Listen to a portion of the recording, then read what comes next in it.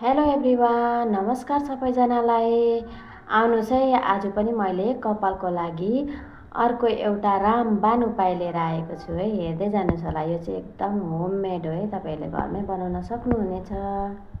हेर्नुहोस् है, यो चाहिँ हो घन्टी फुल भन्छौँ है हामी चाहिँ यसलाई हो। तपाईँहरू के भन्नुहुन्छ?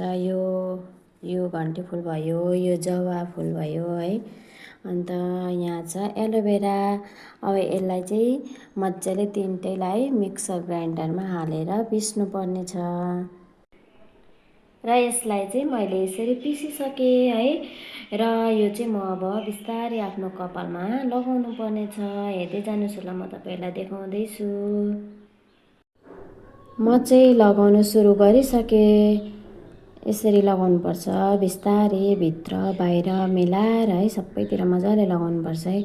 अलिकति मेहनत गऱ्यो भनेदेखि चाहिँ राम्रो हुँदो रहेछ है। यो चाहिँ मैले आफै गरेर हेरेको है, मेरो चाहिँ अलिकति भए पनि राम्रो भएको छ।